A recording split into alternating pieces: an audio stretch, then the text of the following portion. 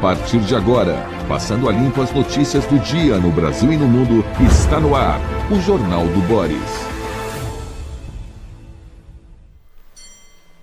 Bom dia, muito bom dia, está no ar o Jornal do Boris. O Jornal do Boris é um sobrevoo pelos principais acontecimentos do Brasil e do mundo a partir das primeiras páginas dos jornais.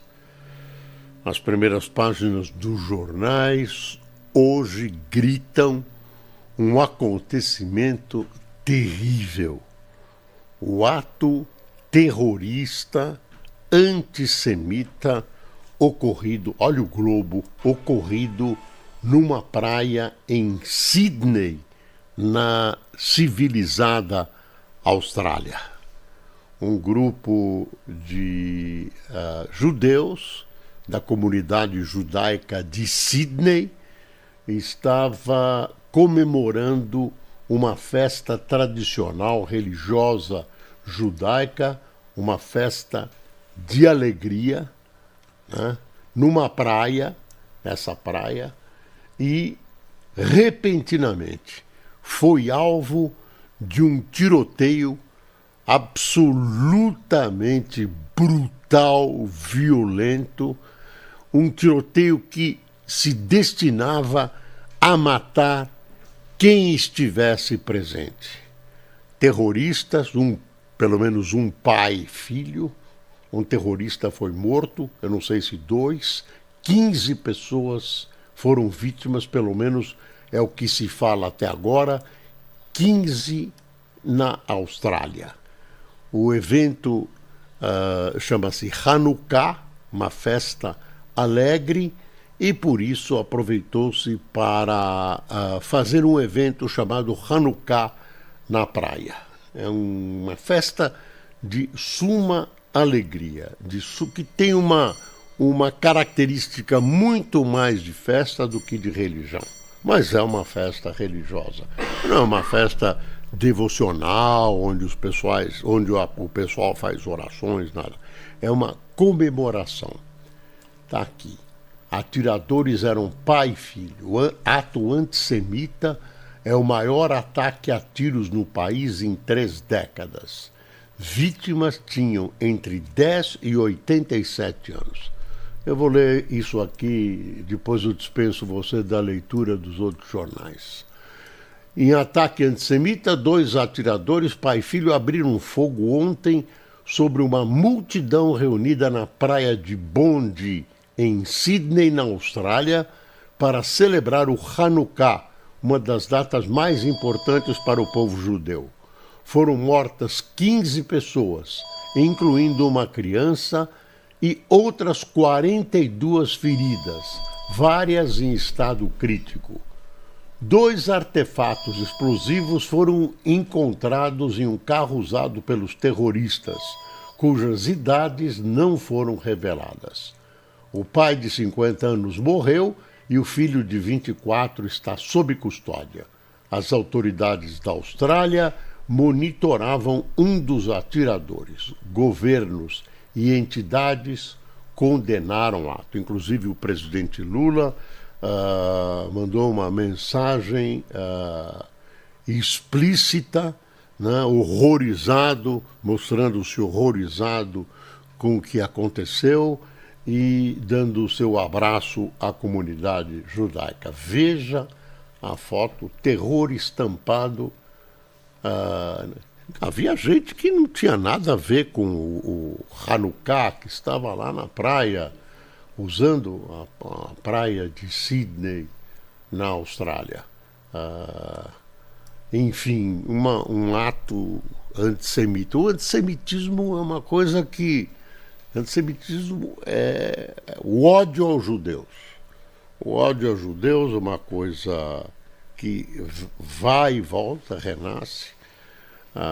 Hitler, o regime nazista, matou judeus por serem judeus. Criou uma indústria da morte de judeus. O antissemitismo adormece e de vez em quando desperta. Dessa vez, muito provavelmente, pelas ações de Israel na Palestina, na área palestina, provocaram o renascimento desse antissemitismo. É bom informar que Israel é uma coisa, o povo judeu é outra. Claro que o povo judeu tem a ver com Israel, mas nem todo judeu é sionista. Existem grupos enormes que são até anti-sionistas, embora judeus. Esse é um capítulo, mais um capítulo, de uma mácula que a humanidade carrega desse antissemitismo que não tem pé nem cabeça. Não tem pé nem cabeça.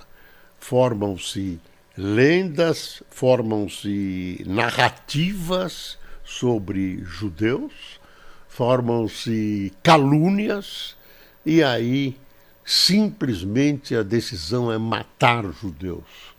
Matar judeus, prejudicar as comunidades judaicas pelo mundo, etc, etc. Imagino que os autores, o autor desse ato na Austrália seja exemplarmente punido, né? Eu li uma coisa assustadora num jornal de Israel, que é um jornal chamado Haaretz, que eu costumo usar aqui, que é um jornal de oposição israelense. Olha aí. Após o ataque mortal na praia de Bondi, Israel alerta: Sydney não será o último alvo. Tá bom?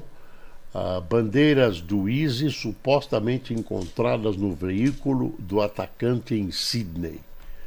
Netanyahu vai se encontrar com o enviado de Trump para a Síria e Líbano, Tom Barrack, mais tarde, na segunda-feira, hoje. O ministro de Relações Exteriores da Índia visitará Israel esta semana, se encontrará com Netanyahu, ministro do gabinete. Estou aproveitando e dando o noticiário que o Haaretz traz em sua primeira página. Está aqui, ó. A Austrália se tornou o epicentro da violência antissemita, mas não podemos nos render ao medo, diz o jornal israelense. Não há alternativa. Este guerreiro alemão do antissemitismo é um muçulmano devoto. Pronto. Chega, né? Tiros e ferimentos.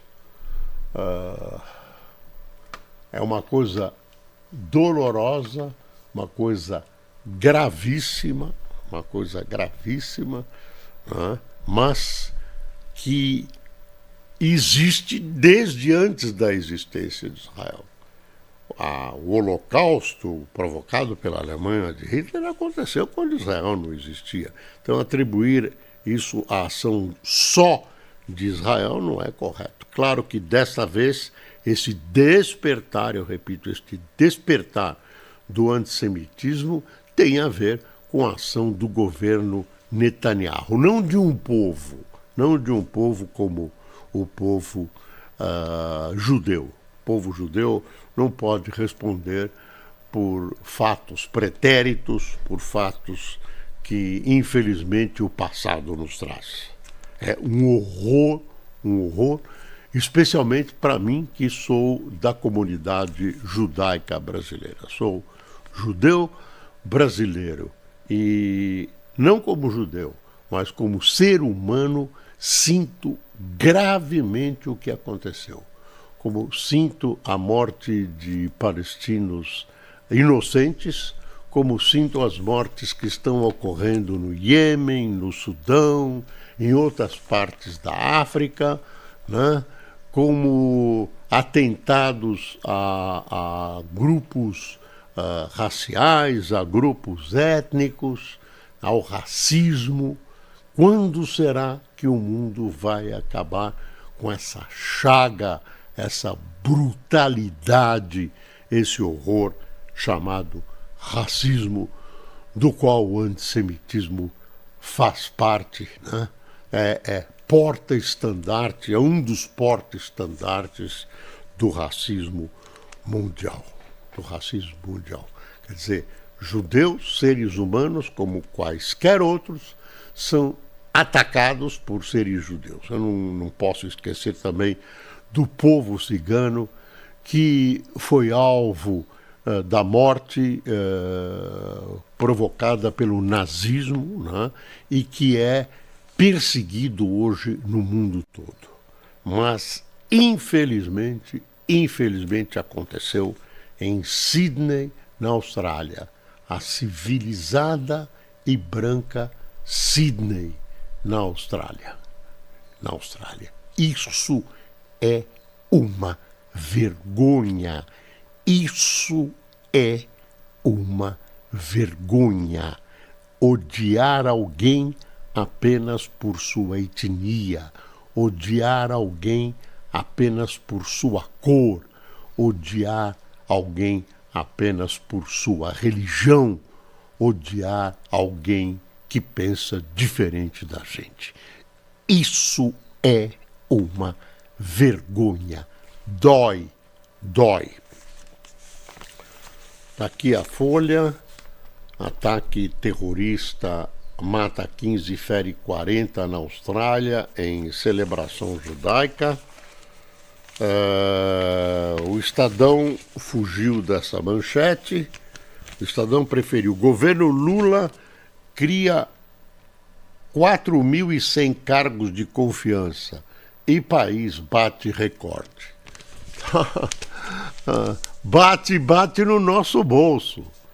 Quer dizer, cargos de confiança são cargos que não necessitam de concurso, né? Você nomeia e desnomeia como você quiser, mas geralmente brindam a compinchada amiga. Claro que pessoas têm que ser contratadas pelos governos. Você, por exemplo, abre um hospital, precisa de médicos, enfermeiros, pessoal especializado, enfim, tem toda uma série de pessoas que precisam ser contratadas.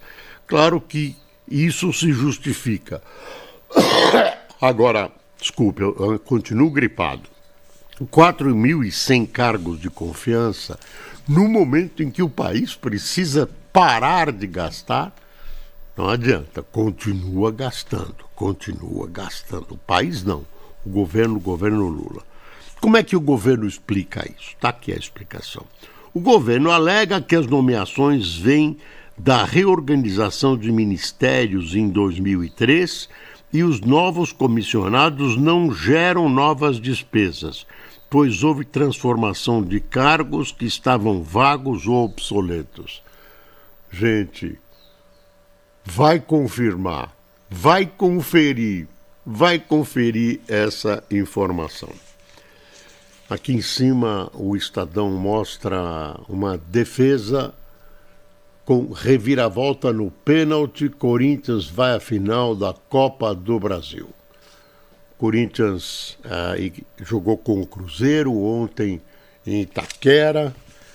Perdeu o jogo de 2-1, mas na soma das duas partidas foi para o pênalti e o Corinthians acabou ganhando. O mesmo disputa por pênaltis aconteceu no jogo Fluminense e Vasco da Gama. O Vasco venceu nos pênaltis e foi para a final também da Copa do Brasil. Notícia de primeira página. Chile tem um novo presidente da República que é um conservador, admirador de Pinochet. José Antônio Cast atenuou o discurso em temas de costume em sua terceira tentativa de chegar ao poder. Ele venceu a comunista Janete Jara. Então, poder volta à direita no Chile, um país que nunca se livrou das sombras de Pinochet. Tem fãs declarados, né? e que atravessa um momento de crise muito grave. O Chile atravessa um momento de crise muito grave e vai dar uma guinada nas suas políticas, hoje muito voltadas para a esquerda, vamos ver o que vai acontecer com o Chile, um país importante, importante sob todos os aspectos, né? Um país que tem uma população educada, com escolaridade muito boa, né? E que vinha sendo parâmetro de civilização na América do Sul. Vamos ver se esse senhor conservador, como é o nome dele, José Antônio Kast, consegue levar o Chile para um lugar melhor. Porque essas políticas de esquerda implantadas no Chile são políticas que não deram certo. Outro destaque é a Zambelli, a Carla Zambelli. Fizeram um acordo. A Carla Zambelli, em vez de ser cassada oficialmente, ela foi, né, pelo Supremo. Depois você viu que o Congresso, a Câmara, votou contra a cassação, criou um problema com o Supremo. Ela sofre um processo de trazê-la de volta para o Brasil, ela está na Itália. Enfim, fizeram um acordo de tal maneira. Eu não conheço os termos do acordo, não achei em lugar nenhum, mas a gente tem suposições, e muito boas. A Zambelli, ela renunciou ao mandato, então ela deixou de sofrer o vexame de ser cassada, de ter o seu mandato cassado. Ela renunciou, deixou uma carta falando de injustiça, etc. E o que se diz nos bastidores é que a cúpula da Câmara negociou, e o que ela levaria é a não cassação dos seus direitos políticos. Ela perde o mandato, mas não perderia os direitos políticos, o que a possibilitaria de ser candidata num futuro próximo. Eu não endosso essa versão, mas é a versão corrente. Dizem que o presidente da Câmara dos Deputados, Hugo Mota, é quem quem negociou todo esse acerto com Carla Zambelli. Ainda pode ser que ela não seja deportada da Itália, são as esperanças da defesa dela.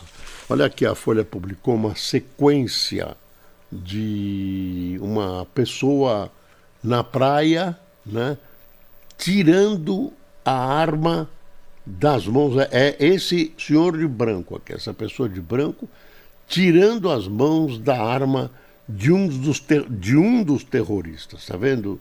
Ele tira, aponta. Eu não sei se ele atirou, mas ele aponta depois de conseguir arrancar essa arma, que eu não sei se é um fuzil, uma espingarda, o que seja, ele conseguiu retirar das mãos desse terrorista. Tem uma notícia aqui interessante, que é a seguinte: financiamento dos Estados Unidos antecipa acordo por terras raras com o Brasil.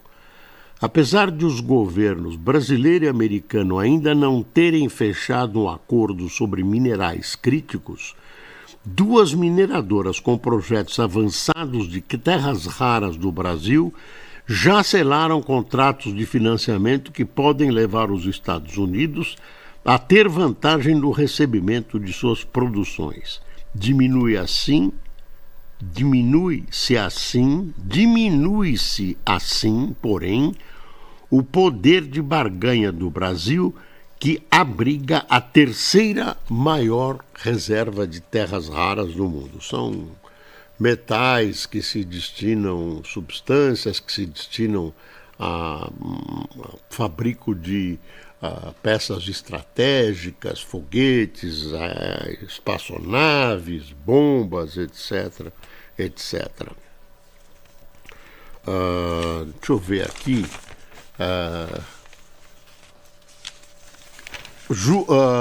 Está aqui o editorial da Folha: Obstáculos econômicos e políticos à queda dos juros.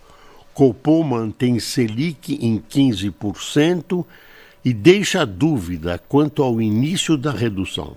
Inflação fora de meta, recusa de Lula em ajustar as contas públicas e disputa eleitoral geram incerteza em torno da gestão monetária.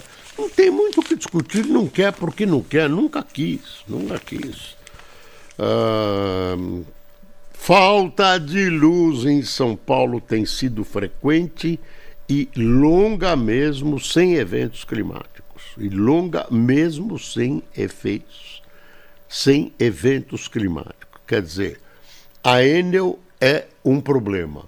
A falta de luz é um problema gravíssimo. A Enel é um problema mais grave ainda. Agora, a Enel tem as suas culpas, dessa vez foi uma manifestação brutal da natureza. O fato é que ela não consegue consertar com a necessária rapidez os prejuízos causados, os danos causados. E eu quero advertir uma coisa. Você toma cuidado com o que você lê contra a Enel. Ela é culpada, tem problemas. Porque tem político tentando tirar, político que tem responsabilidade nessa história, que tenta tirar uma casquinha da Enel, tenta apostar na Enel já em época eleitoral. O Estadão faz um apelo ao ministro Fachin. Força, ministro Fachin. O Brasil precisa apoiar o presidente do STF, Edson Fachin, em sua tentativa de estabelecer um código de ética para o Supremo, porque, como era previsível, não está sendo fácil. Nesta semana nós vimos o ministro Toffoli viajando num jatinho com o advogado do grupo Master, que na volta dessa viagem a Lima, onde ele foi torcer pelo Palmeiras, pé frio, o Palmeiras perdeu, na volta ele, exarou uma medida do STF, monocrática, que deu um cala-boca no que está acontecendo esse escândalo desse banco fajuto. Quer ver uma coisa aqui? Bom, vamos ver se o Brasil precisa apoiar o presidente do STF, Edson Fachin, na sua tentativa de estabelecer um código de ética para o Supremo, porque, como era previsível, não está sendo fácil. Outra evidência dessa semana é sabermos que a digníssima esposa do ministro Xandão advoga a peso de ouro 3 milhões e lá vai pedrada por mês só para acompanhar processos do Grupo Master. Uma coisa gravíssima, um escândalo que levanta todo tipo de suspeita contra o STF. Não adianta tentar esconder com as palavras o que acontece, é altamente suspeito mesmo. Deixa eu ver aqui mais. Flávio será candidato até o início da campanha eleitoral? Não sei. Olha, o Bolsonaro foi submetido a exames, tem que operar, tem um problema intestinal, dobras, vai ter que operar. Pelo menos é a recomendação médica e tudo. Houve atos contra a PL da dosimetria, que deve ser votada ainda esta semana. O Estado diz que são atos menores, mas foram atos contra a dosimetria, claro, do pessoal petista, lulista, de esquerda e de oposição, né? Deixa eu virar, governo federal cria isso, nós já vimos. A maioria dos analistas projeta corte da taxa básica de juros só em março. É um título aqui do Estadão. Os desafios da longe... Carro voador da Embraer ganha fôlego com crédito do BNDES. 200 milhões e parece que ainda vai fazer o carro voador da Embraer, vai debutar ainda antes do fim do ano. Tomara dê certo. O Estadão apoia a punição ao devedor contumaz. Projeto de lei é finalmente aprovado depois de inexplicável tramitação de 8 anos. Por que será que essa coisa do devedor contumaz demorou 8 anos? Será que se adivinha que grupos, eu não acredito, que grupos de ação política, de lobby, tenham segurado esse projeto, que é um projeto bom para o país, será? A lei anti-violência, a lei anti grupos armados, etc., parece que atingiu um bom patamar, as pessoas gostaram. Vamos ver se a execução é boa. Trump não afastará a China da região, um artigo de Oliver Stinkel. Leis australianas mais rígidas, Netanyahu critica o governo australiano. Além de São Paulo, Enel pode perder concessão no Ceará. Além de residências e comércio, apagão afetou o Instituto de Pesquisas. Eu estou dando uma girada aqui no FUVEST. Perdão foi o tema da redação da segunda fase. Vestibulandos puderam optar por um texto dissertativo ou uma carta a um personagem hipotético. O perdão foi o tema da redação da segunda fase. Bom tema para perscrutar a alma do vestibulando e para ver como é que um tema desse encontra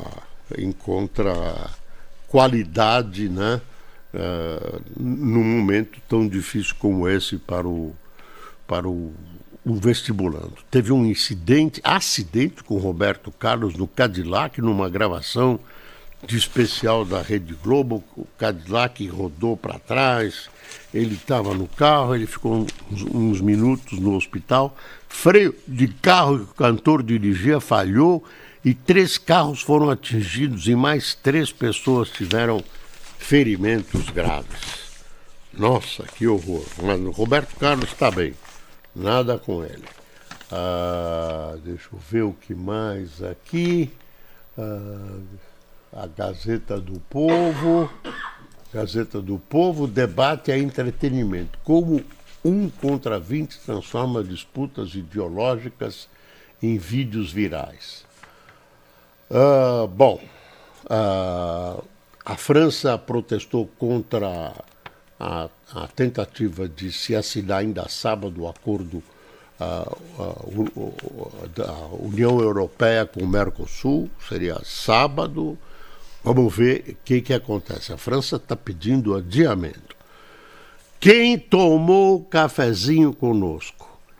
Irani Menezes, Edson Gomes, Pedro Rafael, Sandra Raiol, Rosival Rocha, Juarez Alves, Vitória Dias, Suzy Cecília, Leila Mora, Mercedes Raful, Sueli de Souza, Sandro Ciconini, ou Ciconini, Helena Maria de Três Corações, Roseli de Melo de Londres, Henrique Junqueira de Ribeirão Preto e Helena Sanz de Joinville. Pessoal, mais uma vez lamentando o gravíssimo ataque antissemita, me despeço com um abraço, lembrando que o Brasil precisa de uma reforma, precisa de um hospital, porque o país está doente e o mundo também, especialmente. Bom dia.